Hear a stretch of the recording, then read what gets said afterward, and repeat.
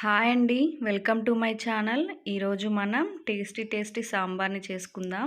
ఇది మార్నింగ్ బ్రేక్ఫాస్ట్లో అయినా లంచ్లో అయినా చాలా బాగుంటుందండి.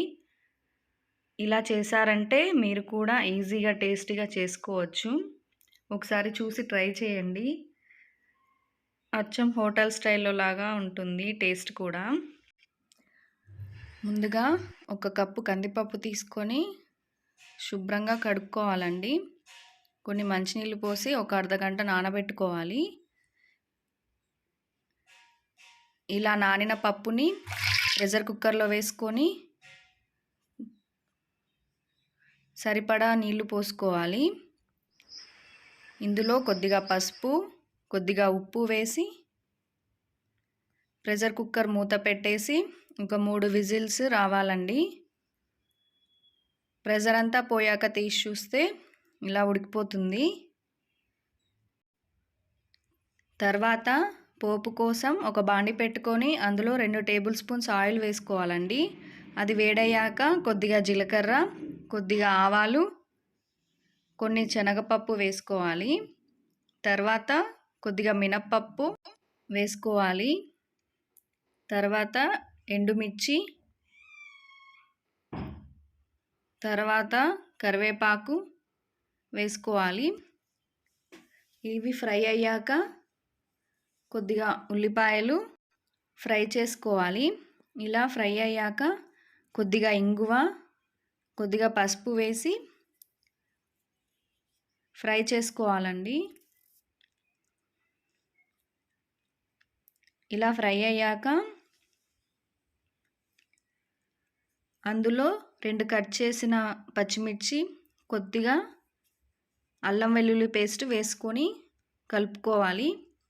తర్వాత ఒక 2 టమాటా ముక్కల్ని కట్ చేసుకొని వేసుకోవాలి.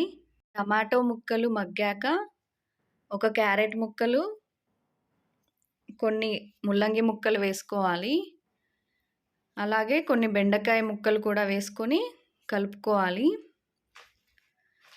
తర్వాత కొన్ని సొరకాయ ముక్కలు వేసుకొని కొద్దిగా కలుపుకొని అందులో కొంచెం కారం పొడి, ధనియా పౌడర్ వేసుకొని ముక్కలన్నింటికి పట్టేలా ఒకసారి కలుపుకోవాలండి.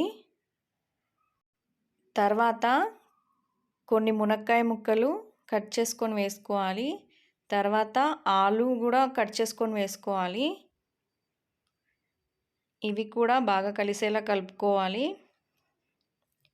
తర్వాత మూత పెట్టి కొద్దిసేపు మగ్గించుకోవాలండి. ఇలా మగ్గిన కూరగాయలన్నింటిలో ముందుగా మనం ఉడకబెట్టుకున్న కందిపప్పును వేసుకోవాలి. తర్వాత మనం ముందుగా నానబెట్టుకున్న చింతపండు గుజ్జును పోసుకోవాలండి. ఇలా పోసుకొని బాగా కలుపుకొని సరిపడా వాటర్ పోసుకొని తర్వాత అందులో సాంబార్ పౌడర్ ఒక 2 స్పూన్స్ వేసుకోవాలి. ఈ సాంబార్ పౌడర్ మొత్తం కలిసేలాగా కలుపుకొని సరిపడా ఉప్పు కూడా వేసుకోవాలండి. తర్వాత మూత పెట్టి ఉడికించుకోవాలి. మనకు సాంబార్ రెడీ అయిపోతుంది. ఈ సాంబార్ ఇడ్లీ, వడ, దోశ, అన్నంలో ఎందులోకైనా చాలా టేస్టీగా ఉంటుందండి.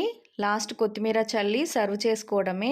మీరు కూడా చూసి ట్రై చేసి ఎలా వచ్చిందో కామెంట్ చేయండి. Thank you for watching. Subscribe, like, share and comment. Thank you.